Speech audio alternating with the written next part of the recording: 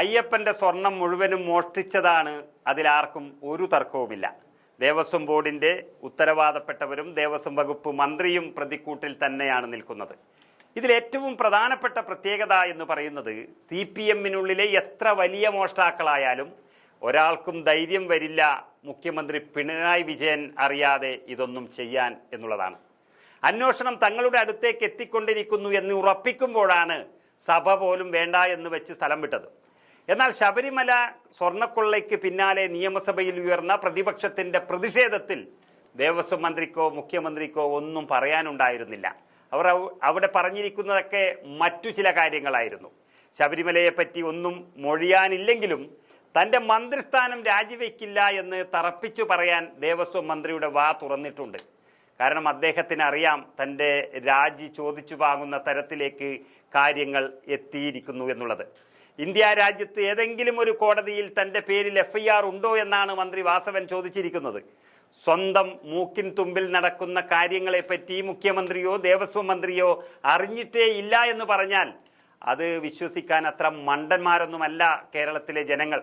എങ്കിലും അദ്ദേഹം ഒന്ന് വിലയിരുത്തുന്നത് നന്നായിരിക്കും, അതേ പറയാനുള്ളൂ. കോടാനുകോടി ജനങ്ങൾ തങ്ങളുടെ വിശ്വാസം ഉറപ്പിച്ച ശബരിമലയുടെ അകക്കാമ്പിൽ കയറിപ്പോലും മോഷണം നടത്താൻ സാധിക്കുന്നുണ്ടെങ്കിൽ അതിനു പിന്നിൽ പ്രവർത്തിച്ചവർക്ക് മുകളിൽ നിന്നുള്ള ആരുടെയോ ഒത്താശ അത് ലഭിച്ചിരിക്കുന്നു എന്നത് ഉറപ്പാണ്.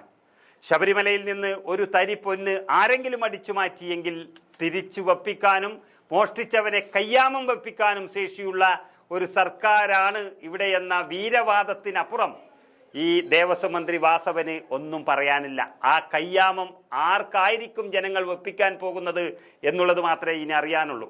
കഴിഞ്ഞ എല്ലാ സംഭവങ്ങളിലും പറഞ്ഞതുപോലെയുള്ള ഒരു ആദ്യ വെല്ലുവിളിയാണ് ഇതും. പക്ഷേ ഇത് ഹൈക്കോടതിയുടെ മേൽനോട്ടത്തിലാണ് അന്വേഷണം നടക്കുന്നത്.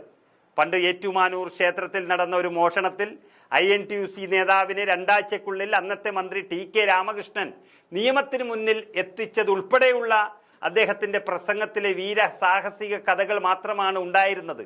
എന്നാൽ എന്തേ ഈ പറയുന്ന ആളുകളെ നിയമത്തിൻ്റെ മുന്നിലെത്തിക്കാൻ ഈ സർക്കാരിന് കഴിയുന്നില്ല?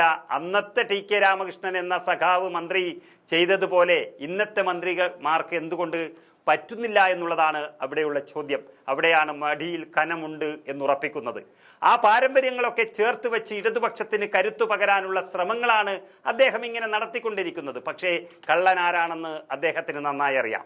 എല്ലാ ആരോപണങ്ങളും വളരെ വിശദമായി തന്നെ അന്വേഷിക്കുമെന്നും ഏതുന്നതനായാലും അവരെ നിയമത്തിന് മുന്നിൽ കൊണ്ടുവരുമെന്നും ഒക്കെ പറയുമ്പോഴും കള്ളൻ കപ്പലിൽ തന്നെയാണെന്നതും ഈ കൊള്ളയൊന്നും കേരള പോലീസ് അന്വേഷിച്ചാൽ എവിടെയും എത്താൻ പോകുന്നില്ല എന്നതും ഈ നാട്ടിലെ ജനങ്ങൾക്ക് നന്നായി അറിയാം.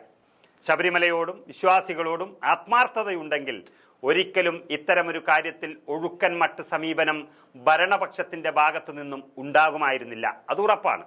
സ്വർണ്ണക്കടത്ത് പോലല്ല, സ്വർണ്ണക്കൊള്ള തെളിഞ്ഞാൽ സർവഭക്തരുടെയും കയ്യാമം തങ്ങളുടെ മേൽ വീഴുമെന്നത് ഭരണപക്ഷത്തുള്ളവർ ഭയപ്പെട്ടു തുടങ്ങിയിട്ടുണ്ട്. രാജിവെക്കില്ല എന്ന് ഇപ്പോൾ പറഞ്ഞ വാസവനും അന്ന് രാജിവെക്കേണ്ടി വരും.